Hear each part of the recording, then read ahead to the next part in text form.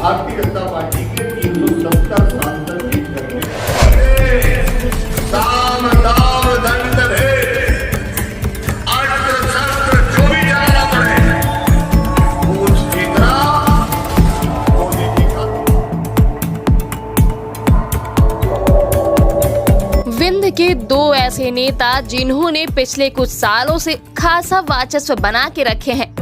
इनकी राजनीति के आगे बड़े बड़े चाणक्य भी भौचक्के रह जाते हैं। बात कर रहे हैं बीजेपी की पटेल पॉलिटिक्स सतना के सांसद गणेश सिंह और कांग्रेस की पटेल पॉलिटिक्स पूर्व मंत्री कमलेश्वर पटेल। दोनों ही चेहरे पूरे विंध्य का प्रतिनिधित्व करते आ रहे हैं। गौरतलब है कि विधानसभा चुनाव में लाभ लश्कर के साथ उतरे थे, लेकिन चुनाव में हार का मुंह देखना पड़ा। अब दोनों फिर लोकसभा में किस्मत आजमा रहे हैं। गणेश पटेल सतना लोकसभा से तो कमलेश्वर पटेल सीधी लोकसभा से। फिलहाल आज की खबर में हम सतना लोकसभा के सियासी समीकरणों पर चर्चा करने जा रहे हैं। देखिए इस खास रिपोर्ट को। भारतीय जनता पार्टी ने फिर से मुझे एक बार प्रत्याशी बनाया। आज मैं आप सबका आशीर्वाद लेने आया हूं, आप सबका समर्थन लेने आया हूं। आप सब लोगों ने जो स्वागत किया, सम्मान किया, इसके लिए आप सबका हृदय से बहुत बहुत धन्यवाद भी ज्ञापित करता हूं। 7% बूथ इस बार छिबौरा मंडल के जीत करके प्रचंड बहुमत के साथ मोदी जी को प्रधानमंत्री बनाने का काम किया जाए। मैं तो निमित्त मात्र हूं,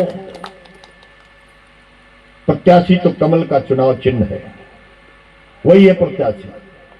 कमल जीतेगा तो मोदी जी को तीसरी बार प्रधानमंत्री बनाएगा और दुनिया में भगवा लहराएगा। ये है चिंता।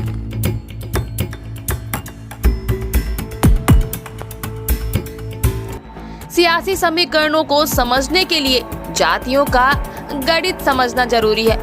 बता दें, सतना लोकसभा क्षेत्र में कुल 15,92,000 मतदाता हैं, जिस पर 45% समान, 38% ओबीसी और 13% मतदान SC/ST वर्ग से आते हैं। संवर्ण बहुल क्षेत्र होने के बावजूद पिछले 20 साल से गणेश सिंह पटेल यहाँ का प्रतिनिधित्व कर रहे हैं। अब सवाल उठता है कि सवर्ण बहुल क्षेत्र में गणेश पटेल जैसे नेता अब तक कैसे जमे हुए हैं? क्या स्वर्ण निर्णायक भूमिका में नहीं है या सवर्ण खुद बीजेपी को चुनते आ रहे हैं? इसमें कोई दौरा नहीं है कि अब तक सतना लोकसभा क्षेत्र के सवर्ण बीजेपी के समर्थन में रहे हैं, जिसका सीधा फायदा मौजूदा सांसद गणेश सिंह पटेल को मिलता रहा है। लेकिन पिछले 5 सालों में यह ट्रेंड बदला हुआ है। विधानसभा चुनाव में सवर्ण वोटरों की नाराजगी देखने को मिली, जो असल में बीजेपी से नहीं बल्कि गणेश सिंह से खासे नाराज नजर आ रहे हैं। उसका कारण कथित तौर पर कहा जा रहा है कि गणेश सिंह की दुर्गंध मारती जातिवादी राजनीति। जी हाँ, सांसद गणेश सिंह पटेल पॉलिटिक्स के पुरोधा रहे। बीते 20 सालों में सतना ने जो देखा उसे यह समझा जा सकता है। तो सतना जिले की जनता ने क्या देखा कि कहीं अटल जी के नाम पर तो कहीं मोदी जी के नाम पर वोट मांगते ही नजर आए। वास्तविकता तो यह है कि 20 वर्षों की सांसद निधि किधर गई, जबकि जिले के कई सरपंचों द्वारा बतौर पत्र लिख जल संकट से निजात पाने के लिए मदद की गुहार लगाई थी, लेकिन नहीं मिली।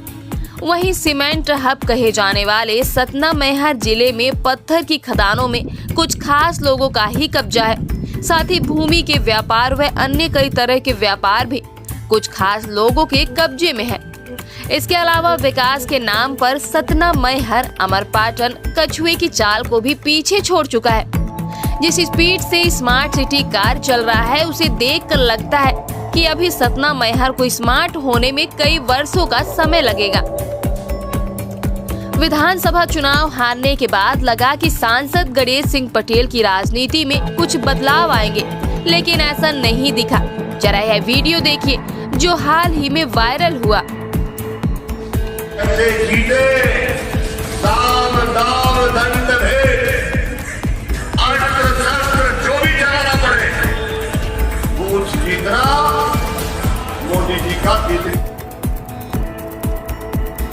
गणेश दादा बूथ चुनाव के लिए कार्यकर्ताओं को साम दाम दंड भेद के साथ अस्त्र शस्त्र प्रयोग करने की अपील कर रहे हैं। मतलब चुनाव हर हाल में जीतना है, चाहे उसके लिए सामाजिक शांति और सद्भाव क्यों न निकलना पड़े। यही पहचान रही विधानसभा में हार का एक कारण। उनकी यही मानसिकता विधानसभा चुनाव के बाद समीकरण में कोई खास बदलाव नहीं आया। गणेश दादा संकट में है क्योंकि उनके सामने एक बार फिर सिद्धार्थ कुशवाहा है। 4 महीने पहले विधानसभा चुनाव में सिद्धार्थ ने 4 बार के सांसद गणेश पटेल को लगभग 4000 वोटों से विधानसभा में हराया। कारण क्या? निर्णायक सावट वोटरों का बीजेपी से चुनाव पिछले 20 साल से गणेश पटेल की जातिवादी राजनीति के साक्षी रहे। जाति समीकरण साध कर वे अटल जी तो कहीं मोदी जी के नाम पर गणेश सिंह पटेल अब तक चुनाव जीतते रहे। इन 20 सालों में गणेश सिंह ने सतना मैहर में क्या संदेश देने की कोशिश की है? पिछड़ा वर्ग मतलब पटेल, जबकि सतना लोकसभा क्षेत्र में कुशवाहा समाज भी लगभग उसी संख्या में मौजूद है, जिसे बीजेपी सालों से अनदेखा करती आ रही है। सिद्धार्थ कुशवाहा उर्फ डब्बू अपने पिता सुखलाल कुशवाहा की राजनीतिक विरासत को संभाल रहे सतना से कांग्रेस के विधायक हैं, तो इस चुनाव में 2 ओबीसी वर्गों के बीच भिड़ंत क्या परिणाम लाएगी? कूटनीति यही नहीं खत्म होती। सूत्रों की माने तो सावर्ण वोटरों को बांटने के लिए सिर्फ शीर्ष नेतृत्व ने एक और पैंतरा आजमाते हुए वर्ष 2014 के चुनाव को फिर दोहराया जा रहा है। उस समय सावर्ण को बांटने के लिए अमरपाटन के धर्मेंद्र सिंह तिवारी को बहुजन समाज पार्टी से लॉन्च किया गया था, जो कि सावर्ण आपस में बंटकर कुल 1,24,602 वोट जुटा पाए। वहीं कांग्रेस के अजय सिंह को 3,66,600 वोट मिले और भाजपा के गणेश सिंह पटेल को 3,75,288 वोट प्राप्त कर जीत का बिगुल फूंक दिया। ऐसा ही कुछ 2024 के लोकसभा चुनाव में दिखता नजर आ रहा है। इस बार अमरपाटन के धर्मेंद्र सिंह तिवारी नहीं बल्कि उनकी भूमिका निभाने आ गए हैं मैहर के पूर्व विधायक नारायण त्रिपाठी, जो पिछले कुछ वर्षों से पृथक विंध्य प्रदेश निर्माण की आवाज बुलंद कर रखे हैं और प्रदेश में अलग पहचान भी बना रखे हैं। बता दें, पूर्व विधायक नारायण त्रिपाठी राजनीति के चाणक्य कहे जाने वाले कई पार्टियों से चुनाव लड़ चुके हैं। बस बहुजन समाज पार्टी ही बाकी थी, वो भी इस बार पूरी हो गई। अब जनता के सामने 3 तस्वीरें हैं। भाजपा के 20 वर्षों से सांसद गणेश सिंह पटेल, कांग्रेस के 10 वर्षों से सतना विधायक युवा नेता सिद्धार्थ उर्फ डब्बू कुशवाहा, साथ कई पार्टियों से बने पूर्व मैहर विधायक नारायण त्रिपाठी हैं। इससे जो समीकरण पैदा हो रहे हैं वह बड़े दिलचस्प सवाल खड़े कर रहे हैं।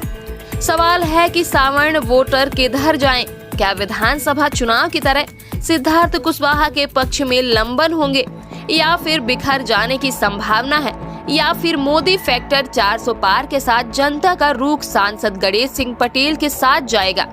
इसके बावजूद भी गणेश सिंह पटेल को अपनी जीत पर शंका है, तभी तो खुद को जीतने के लिए कार्यकर्ताओं को अस्त्र शस्त्र उठाने का आदेश दे रहे हैं। शायद उन्हें राम मंदिर की लहर पर भी भरोसा नहीं। गौरतलब है कि जनता इस बार नाम या काम पर मोहर लगाती है या फिर नेताओं के माया जाल में फंसकर जनता गुमराह होती है। फिलहाल आप किसे चुनना चाहते हैं और हमारी खबर कैसी लगी हमें कमेंट करके जरूर बताएं। धन्यवाद।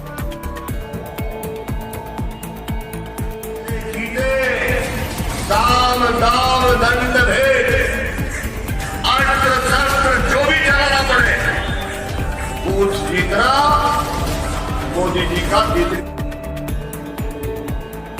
जीवन में संपूर्ण समय क्षेत्र के विकास के लिए और गरीब लोगों के उत्थान के लिए कोई कहीं पीड़ित न हो, कहीं कोई कानून व्यवस्था के द्वारा प्रताड़ित न हो, ये लड़ाई लगातार लड़ा। जहाँ जातिवाद का जहर का बोलबाला हो, उस जगह हमने जातिवाद से ऊपर उठकर जहाँ भी हमें पीड़ित मिला, कौन वोट दिया कौन वोट नहीं दिया कभी सोचे भी नहीं। और राजनीति का जो व्यावसायीकरण हुआ है, उस व्यावसायीकरण से भी अपने आप को दूर रखें। आज के दौर में भी हमारे 3 बेटे हैं। हमने राजनीति में इसको धंधा व्यापार न मान के सेवा भाव से राजनीति किया और बिंद मुद्दा है, और बिंद मुद्दे की लड़ाई हो सकता है हम समझा नहीं पाए लोगों को। बिंद हमारा बनना चाहिए और लड़ाई जारी रहेगी। इसके लिए जो मुझे उचित समझ में आया कि बिंद के लिए हम क्या कर सके, हम बिंद मैहर के विकास के लिए मैहर को जिला बनाए, पानी, सड़क, बिजली, पानी सब कुछ दिए, ग्रामीण क्षेत्र के अस्पताल देख दें, मैहर का अस्पताल देख ले, 5 स्टार है। तो हमने मैहर को अपनी ताकत के साथ काम करा के दिया। वही हमारा सपना है कि मैहर देवी धाम है। बिंद हमारा बिल्कुल, मैं आज भी दावे के साथ बोलता हूँ, उपेक्षित है। कोई डिप्टी सीएम से कुछ नहीं हो जाता, फ्लाईओवर से कुछ नहीं होता।